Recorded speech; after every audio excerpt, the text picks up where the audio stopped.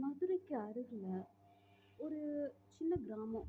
அந்த கிராமத்துல ஒரு 4 பேரு ஃப்ரெண்ட்ஸா இருக்காங்க.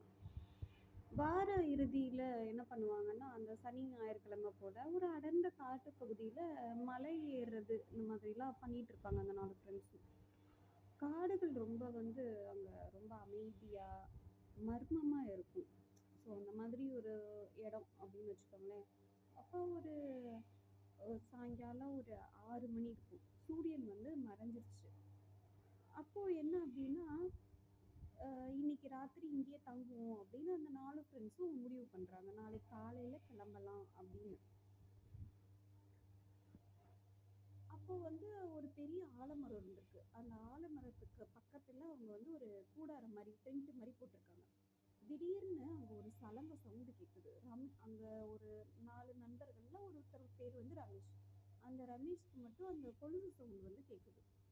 அப்புறமா இவரு தூங்கிட்டு இருந்தவரு அப்ப கண்ண முழிச்சு பார்க்குறாரு. பார்த்தா அந்த கூடாரத்துக்கு வெளியில தூரத்துல ஒரு பொண்ணு வெள்ளை சேலை கட்டி அப்படியே நடந்து போயிட்டு இருக்கு. அவர் அவங்க அந்த பொண்ணோட முகம் சரியா தெரியல. நீளமான கூந்தல், வெள்ளை சேலை கட்டியிருக்காங்க. அந்த பொண்ணு நடந்து நடந்து இவங்க டென்ட் கட்டியிருக்காங்கல்ல, கூடாரம் கட்டியிருக்காங்க. அந்த கூடாரத்துக்கு பக்கத்துல வருது. ஒவ்வொரு முறை அந்த பொண்ணு காலடி எடுத்து வைக்கிறப்ப அந்த கொலுசு சவுண்டு கேட்டுக்கிட்டே இருக்கு. அதாவது ரமேஷ்க்கு பக்கத்துல அப்படியே கேட்டுக்கிட்டே வருது. ரமேஷ் என்ன பண்றான், அந்த 4 கூட இருந்த 3 ஃப்ரெண்ட்ஸையும் எழுப்பலாம் அப்படின்னு முயற்சி பண்றான். ஆனா அவனால வாய் பேச முடியல, உடல அசைக்க முடியல, அப்படியே மறுத்து போன மாதிரி இருக்கு. அந்த பொண்ணு கூடாரத்தோட அந்த டென்ட் இருக்கு இல்லையா, அதோட வாசல்ல நின்னுட்டா. அப்போ அந்த ரமேஷை அந்த பொண்ணு பாக்குது. அந்த வெள்ளை சேலை கட்டின அந்த பொண்ணு பாக்குது.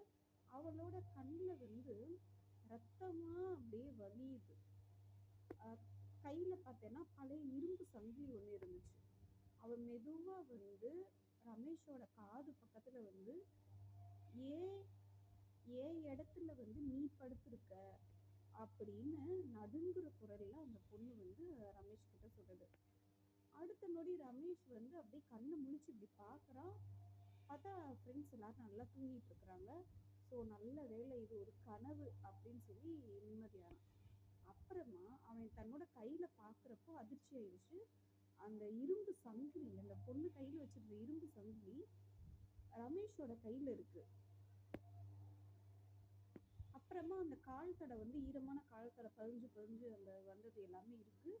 ரமேஷ் அப்படியே நடுங்கி போய் அப்படியே உட்காந்துருக்கான்.